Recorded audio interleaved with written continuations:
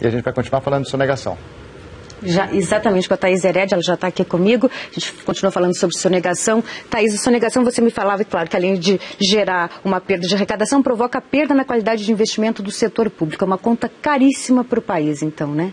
Ana, assim, infelizmente, né, você vê, a gente até agora, o sonegômetro, que eu adorei essa ideia, eu acho que é super importante a gente ter a clareza sobre o que acontece no Brasil. O impostômetro surgiu mostrando quanto que a gente já pagou de imposto, mas faltava o sonegômetro, né, porque é o contraponto dessa conta. Olha, esse programa, esse enorme programa de concessões de rodovias, ferrovias e portos que o governo está fazendo, a expectativa é arrecadar até 150 bilhões de reais para construir mais de 7 mil quilômetros de ferrovias, enfim, reformar aí mais de 5 mil quilômetros de rodovias.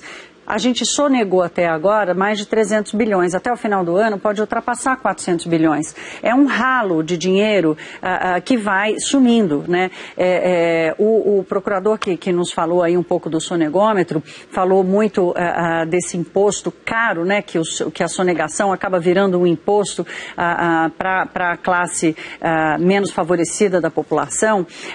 Mas hoje em dia quem mais sonega no Brasil são as empresas, depois o comércio e o serviço. Por isso é tão importante, por exemplo, esse instrumento da nota fiscal, porque a nota fiscal é a gente devolver aos empresários, né, aquela retenção que o assalariado tem na conta direto, porque o imposto de renda, por exemplo, de quem tem carteira registrada e tal, ele sai direto da fonte, não tem nem como você imaginar de negociar isso. Então, a nota fiscal, por exemplo, é uma medicação importante contra essa sonegação. Agora, ela tira sim, um fôlego importante do governo, do setor público em investir.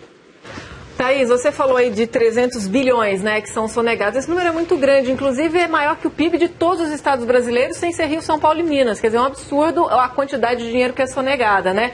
Agora, a gente sabe que o Brasil é líder em vários aspectos no mundo, como, por exemplo, taxa de juros, né, que todo mundo sempre fala. A gente é líder também em sonegação. Como é que está a nossa situação em relação aos outros países?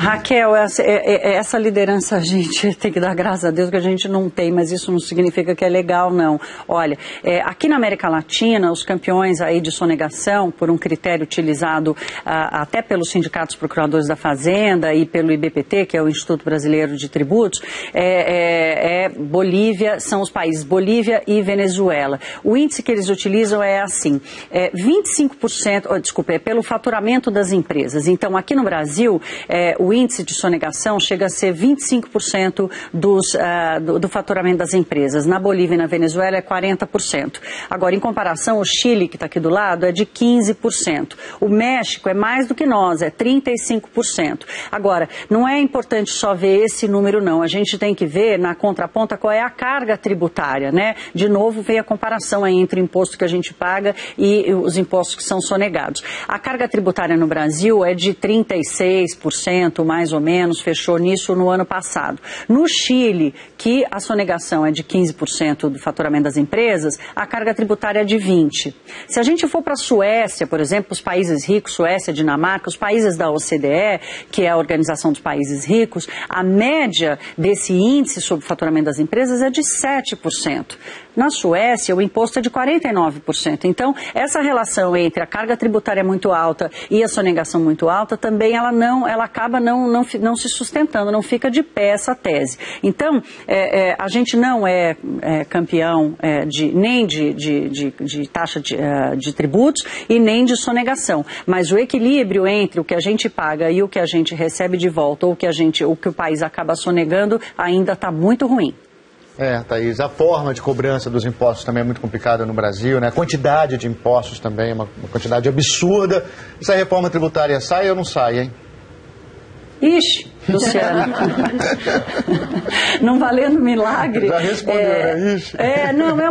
Assim, eu acho que é muito difícil mexer nisso, né? É uma teia de aranha gigantesca. O que você falou não é só o tamanho da carga tributária, mas é a qualidade do recolhimento dos impostos, né? A gente vive um emaranhado de impostos, a gente vive um emaranhado de IS, né? Nas nossas contas, imposto sobre serviço, imposto sobre produtos importados, enfim, tem imposto sobre operações financeiras, tem 500 mil deles. Então, é a malha tributária brasileira que pesa muito. O governo, para a gente falar só de agora, do governo recente, porque essa luta pela reforma tributária é uma luta antiga no Brasil, vem tentando mudar, por exemplo, a cobrança do ICMS, que é a mais, enfim, polêmica de todos os impostos cobrados no Brasil, e é também um indutor da chamada guerra fiscal, né, que os estados ficam aí brigando por esse imposto. A guerra fiscal, por exemplo, é também um indutor da sonegação entre os estados e os municípios. Então, a reforma tributária, ela sempre foi feita no Brasil pelas bordas. Agora estão tentando mexer um pouquinho no ICMS, os estados forçam a barra, volta. Vão mexer no ISS, força a barra, volta. Então, isso não significa que não tem que parar de lutar, não. A simplificação da cobrança do imposto também tem tudo a ver com a qualidade da arrecadação. Sem dúvida, o Brasil ainda tem muita lição de casa a fazer, né, Thaís? Obrigada, até a próxima.